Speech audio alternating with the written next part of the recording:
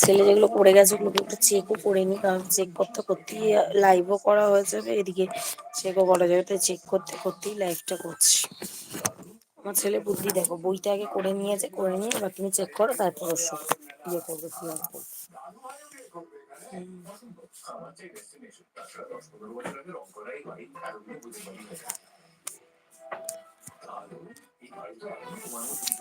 কি দেখছে তাকে থ্যাংক ইউ, এতদিন বাদে লাইভ আসার পরে তোমরা দেখছো।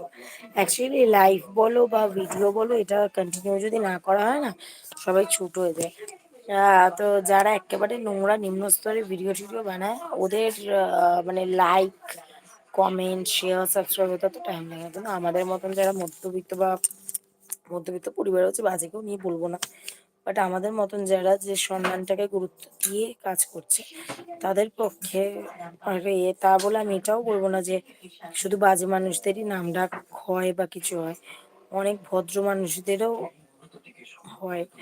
এবার যে কোনো কিছুকে টাইম দিতে হবে, টাইমিং দিতে হবে, যেহেতু আমরা ওরমভাবে টাইমিংটা দিতে পারছি না ইউটিউবে, তো ওই জন্য হয়তো কিছুটা প্রবলেম হচ্ছে। নয়তো আমি এর আগে নিজে প্রমাণ পেয়েছি, আমি যখন রোজ কন্টিনিউ ভিডিও আপলোড করতাম, শেয়ার করতাম বা রিলস বানাতাম, তো ইউটিউবও আমাকে অনেকটাই গুরুত্ব দিত। তো এবার আমি নিজে কিছু কারণে বলো, ব্যস্ততার কারণে বলো, আমি যেহেতু ইউটিউবকে টাইম দিতে পারছি না, তো ইউটিউবও আমাকে ঠিক টাইম দিতে পারছে না, কারণ কি ওরা দেখে ওদের সাথে অ্যালগোরিদম মিল খাচ্ছে নাকি। তো এবার আমি যদি টাইম না দিই, আমার সে শরীর খারাপ থাক যাই থাক, ওরা তো সেটা দেখবে না, না। ওই জন্য প্রবলেম হচ্ছে, তো চেষ্টা করি মাঝে মধ্যেই যে কন্টিনিউ করতে, তো নানান কারণে হয়ে ওঠা হয় না।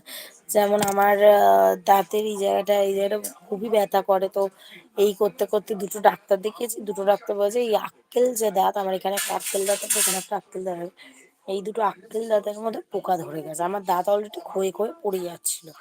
তো তারপরে আমি অত ডাক্তার দেখাইনি, তো এখন এমার্জেন্সি এখন দেখাতে হচ্ছে।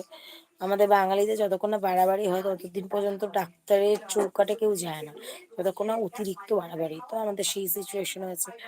এদিকে আমার ননদের শরীর খারাপ, ওর ইসিজি করানো হলো, দিদির ইসিজির রিপোর্ট মোটামুটি নর্মাল ভালোই এসেছে, বাট দিদির ওই হার্টবিটটা আপ ডাউন করে বলে দিদি চিন্তা করছিল, যেহেতু কোনোদিনও এরকম কোনো ডাক্তার দেখায়নি, তো দিদি একটু নার্ভাস হয়ে পড়েছিল। তো যাই হোক, অ্যাট লাস্ট দিদির এখন মোটামুটি আগে থেকে শরীরটা অনেকটাই, আগে থেকে টাচউড ভালো আছে। তো দিদিকে একটা হার্টের ওষুধ দিয়েছে ডেলি 8টার সময় খাওয়ার জন্য, তো ওইটা দিদি খাচ্ছে। আর দিদির ইউএসজি করানোর জন্য দেখি কালকে পারলে নামটাকে লিখিয়ে আসবো, তো দিদি ইউএসজি করানো হবে। দিদির ইউএসজি করানো হয়ে গেলে ঠাকুরকে ডাকি ইউএসজি রিপোর্টটাও ভালো বের, অনেকটা টেনশন রিলিফ হবে। যাই হোক, bye bye, take care, love you, দেখা হচ্ছে নেক্সট ভিডিওতে। Bye bye, take care. বাবা টাটা করে দাও সবাইকে, হ্যাপি নিউ ইয়ার বলে দাও, বলে happy new year, happy new year বলে দাও বাবা, দেখেছো দুষ্টুটা। এক্ষুনি কেন বলছিল না বদমাইশটা জানেন? কেন বলছিল না? হাতে ওর চিকলেট ছিল। হ্যাঁ হ্যাঁ হ্যাঁ, দুষ্টু। ওটসটা কেন ছেলেকে ওটস খেতে একটু ব্রেক দিয়েছি এখন, একটু বন্ধুর সাথে একটু গল্প করতে বলছি। বাচ্চাদেরকে না একভাবে নিয়ে বসে থাকলে ওদেরও মাইন্ডটা দিয়ে হয়, তাই ওকে একটুখানি বোনের কাছে পাঠালাম, আমি একটুখানি তোমাদের সাথে লাইভ করলাম, একটুখানি আমিও চাটা খাবো, মাথাটা তো ভীষণ ধরে রয়েছে। তারপরেও ভাবলাম লাইভে আসবো আসবো আসবো আসবো করে, লাইভে আর এসে হয়ে ওঠা হয় না, তো ভাবলাম আজকে একটুখানি লাইভে আসি।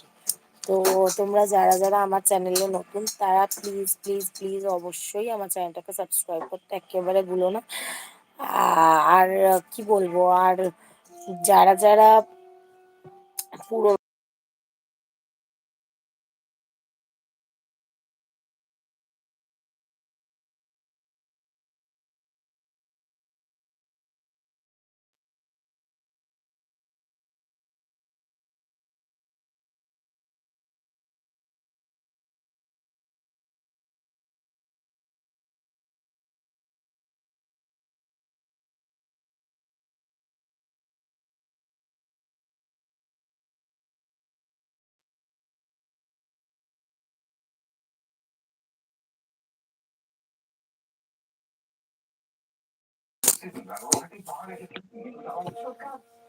তো